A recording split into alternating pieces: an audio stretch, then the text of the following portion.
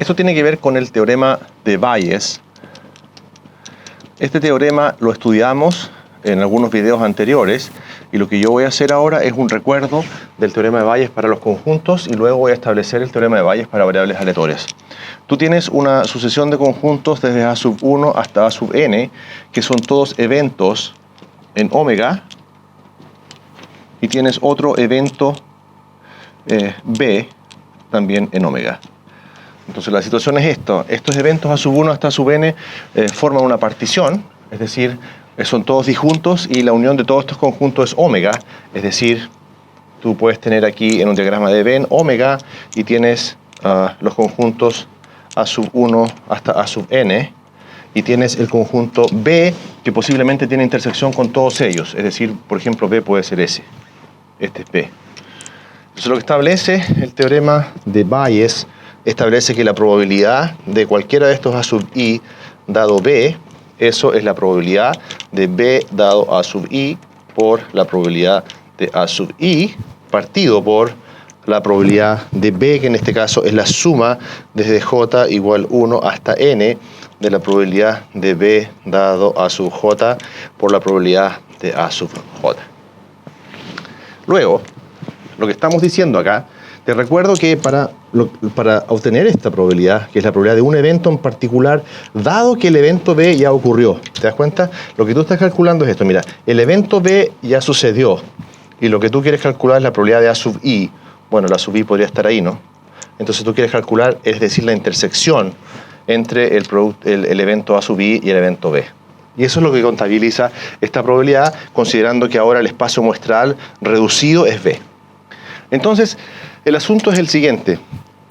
¿Cómo se demuestra esto? Bueno, nosotros lo demostramos en videos anteriores usando la regla multiplicativa para el numerador y el teorema de la probabilidad total para el denominador. Si tú quieres revisar eso, lo puedes hacer en los videos correspondientes.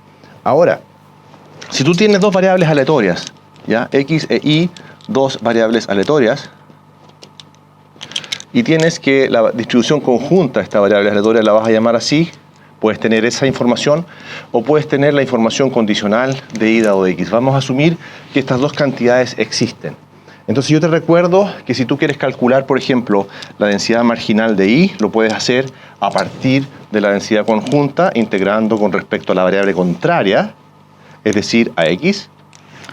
O esto lo puedes descomponer en función de la información condicional que tú tienes, f de y dado de x por f de x de x. Entonces este es un punto que se exalta bastante en Machine Learning. Este tú dices, mira, yo tengo información de la distribución conjunta entre dos variables, entonces la puedo usar. Pero si por ejemplo, si la dimensión de este vector es muy grande, x1 hasta xn es muy grande la dimensión, entonces el cálculo de esto podría ser difícil. Entonces tú puedes cambiar y decir, mira, yo en vez de considerar esta distribución conjunta, podría considerar una distribución condicional, y eso disminuye la dimensión. ¿Te das cuenta? Esto significa que tengo que saber menos en términos de la dimensión que si conozco la distribución conjunta entre dos variables aleatorias. Por tanto, esto es algo que es interesante de considerar. Entonces, ¿qué dice en este sentido el teorema de Bayes para variables aleatorias? Entonces, si reproducimos ese teorema que fue hecho para los conjuntos, en este contexto dice que la densidad de y dado x es lo mismo que la densidad de x dado y por la densidad de y partido por la densidad de x. Por supuesto, entendiendo que la densidad de x es distinta de 0. Entonces, si yo quiero calcular la densidad de y dado x, necesito el conocimiento de la densidad de x dado y de la marginal de y. Y esto es irrelevante porque ahora la variable en juego es y la variable x es fija. Eso lo voy a anotar aquí porque va a ser un argumento súper importante. Esto es fijo y esto es fijo. Por lo tanto, este número es una constante. Entonces no es necesario calcular la densidad marginal de x. ¿Por qué? Porque yo tengo solamente que calcular la estructura de esta densidad. La estructura de esta densidad va a venir dada por este producto. Entonces lo que se suele escribir es de esta manera. Mira, tú dices, entonces, como esta constante no me interesa, entonces la densidad de y dado x va a ser proporcional a la densidad de x dado y por la densidad marginal de I. Entonces esta densidad marginal de I la tengo, si calculo de esa manera o de esa manera, y la densidad de X dado I necesito conocerla. Entonces este es el teorema de Bayes escrito en una versión un poco informal, pero lo que permite que yo calcule esta densidad a partir del producto de estas otras densidades.